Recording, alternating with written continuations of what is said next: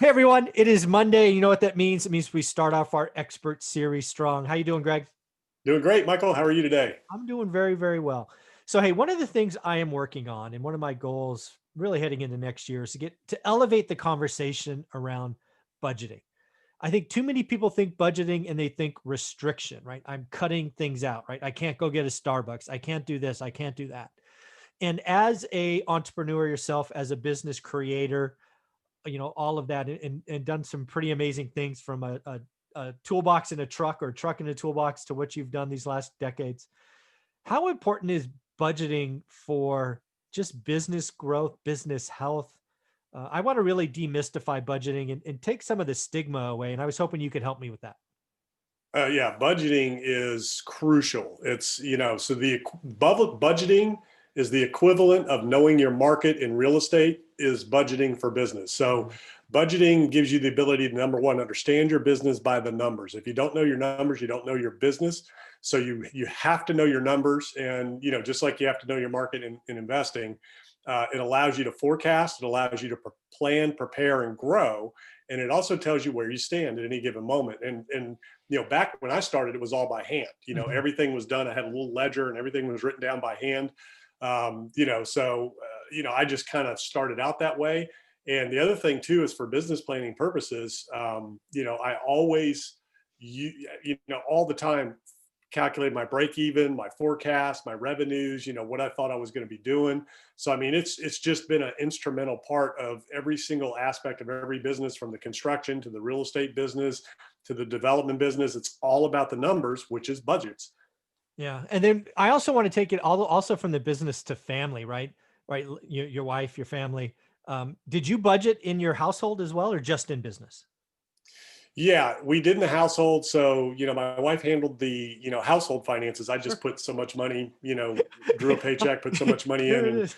Yeah. yeah, she handled that. And, we did have a budget, and that's where my mindset shifted and changed. So when I became an entrepreneur and I read Rich Dad, Poor Dad and a few other books, my mindset shift became, how can I afford it? Not, I can't afford it. So if I Mm, wanted to do something or wanted something or needed something, it was always about how can I generate the income to afford that. So if I want a new car, I wanted an asset that would pay for it. If I wanted to take a trip, I wanted assets that would pay for it, or investments that would pay for it. A business is an investment. So, and even going back to when we bought our first house, we sat down with the loan officer and we wrote down our budget, yeah. literally by hand on a notepad to make sure we could qualify for the loan. And we were looking at this monthly payment. We were renting a place and we were going to go buy this house.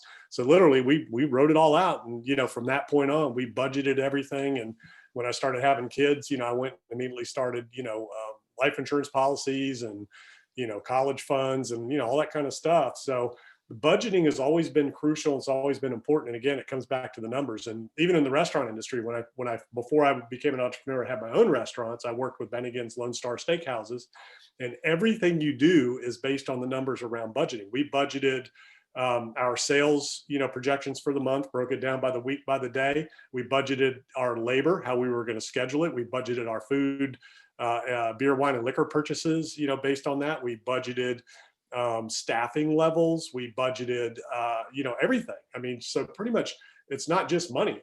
Yeah. When you budget things, you're budgeting allocation of resources throughout your entire business. So it's the only way to run a business. You've got to run it by the numbers. And that does two things. Number one, you know exactly where you stand at any given moment. Number two, you know what to do and how to do it. And it takes the emotion Yeah. out of making decisions.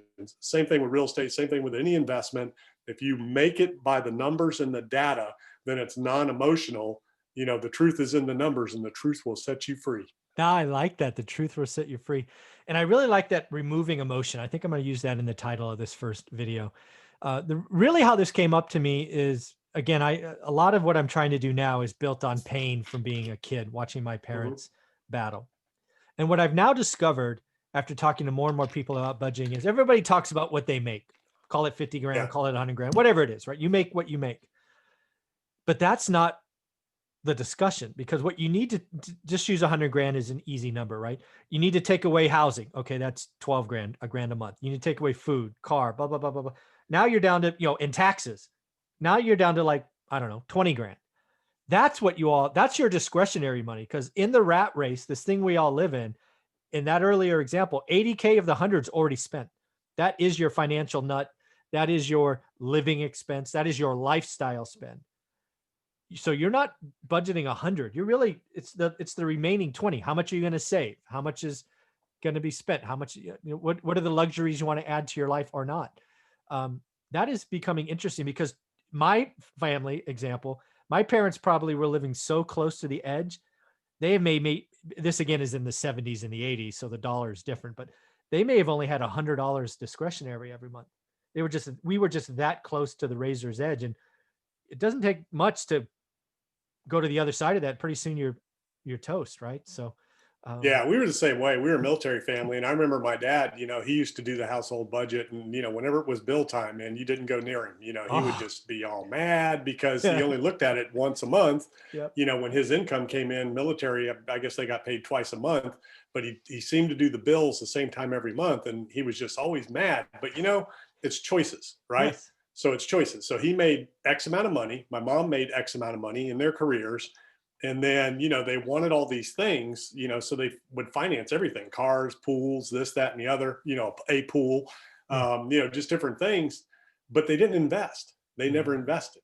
They had their retirement that they were counting on from their career in the military, but they didn't invest anything. Mm. So there's a couple of, philosophies out there of pay yourself first, Yep. profit first. There's a couple of books that this guy wrote about business, about profiting first, which is basically, if you're 10% profitability, take that 10% out of every check first, put it in a profit account so that the profit is set aside, for reinvesting and all that, then your overhead is covered.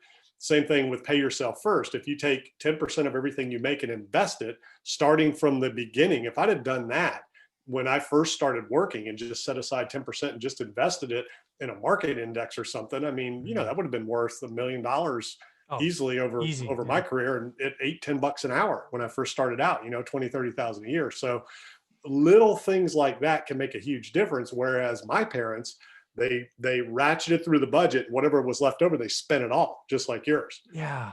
That's And that they that didn't try to make any more. Instead of in their spare time, they weren't thinking, how can I make more? How can I afford more? Mhm. They would just go out and just, whatever, lay at the pool all weekend, do whatever. And they never invested in real estate, invested in anything. They just did their jobs.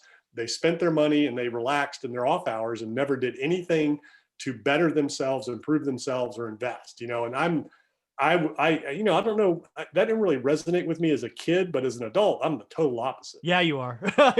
You're a machine, man. Much respect. Yeah, that is interesting because again, there's two things that you said that I'm trying to elevate the conversation. That net number, right? My parents had $100, yours were living close to the edge. And the other one's the side hustle, right? How do Mhm. you add these other incomes on top? Because you really have two choices. You can either cut out the expenses to make this number better, or you add on top. But the Yeah. lifestyle creep, I call it the rat race. I think Robert Kiyosaki called it that. It's the rat race is real. It starts the minute you leave school. Hmm. Lifestyle creep, all these things. I want to turn this budgeting conversation into something I think a lot of small businesses are doing today. It's pretty rough out there. I'm curious what advice you would give to someone who really, they were profitable the last decade or 20 years or four generations or whatever it is, but they've been struggling since March and they've been feeding the machine out of probably their personal savings. They're probably, given the spikes in different areas, they're being asked to shut down, at least if they're in California. When do you advise some, restaurant owner or small retail shop to go, you know what? Shut it down, go bankrupt or close it or whatever the right verbiage is, and come back next summer, come back stronger, renew your lease. When is the right time to have that conversation? Yeah, I would say stop. Do not use your savings. Don't do that at all. If the business is not supporting itself, do not put your own money in it.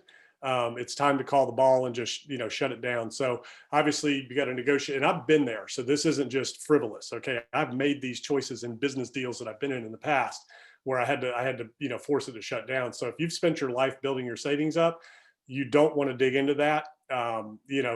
Take advantage of other opportunities out there. And I mean, don't even borrow. Don't borrow to keep it open either. If the Yeah. government is offering forgivable loans, which they did, in the past, and you took advantage of that, that's great. You know, the PPP program, you know, some of the SBA stuff I think was forgivable, or maybe it was just the PPP, Just not the PPP SBA. for salary. Yeah. Yeah.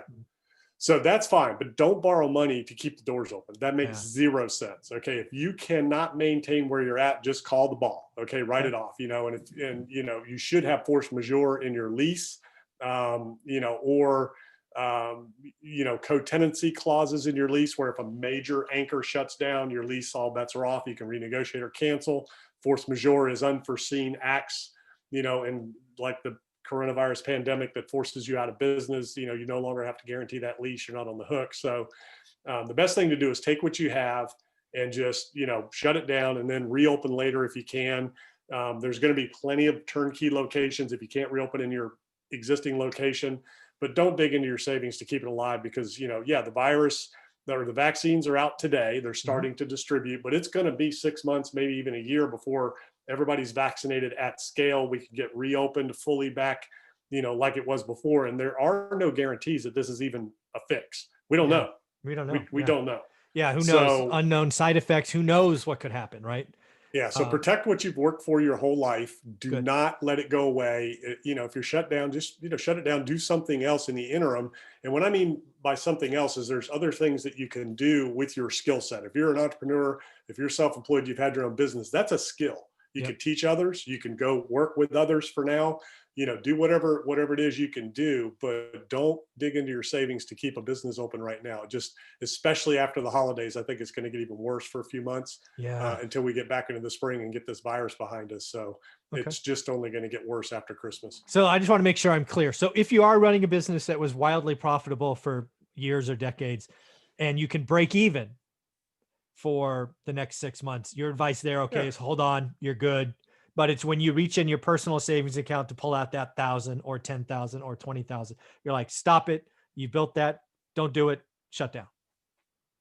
Exactly. And break even means you can cover your expenses to Yep. live because you don't want to dig into your savings to pay that, you know, when you can go do something else, Good you point. know, go do something else that earns the income to pay for your living expenses and you don't have to dig into your savings. So you can always reopen. It'll be easy to reopen. There's going to be a lot of available space out there, potentially even your existing space. And, Yeah. you know, you just don't want to dig into what you've worked your whole life to put away. Yeah, I just want people to, I really want to make this positive because that has to be a hard decision. When you've made that Yeah. decision in the past, your employees are probably your family, you know, it's holiday season. I mean, I get it, right? It's traumatic.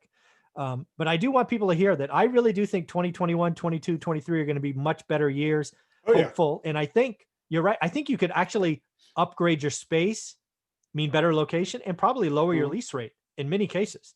That ain't a bad thing. No, it's not. And, you know, and it's tough. I mean, you know, it's a very difficult time right now. And, you know, we don't know what the future is going to hold or bring, but we do know that we'll get through it. We'll be on the other side and things will come roaring back. And if you've got that skill set is valuable in other ways. Yeah, very cool. Well, I appreciate this. Again, budgeting is important. People need to stop treating it like sacrifice. It is just, you got to run the number. You got to run the family by the numbers. And yeah, it's okay to make that tough decision. You have permission. Greg gave you permission. I gave you permission. And then you can have a better location maybe in 6 months or so. I appreciate you, man. Yeah.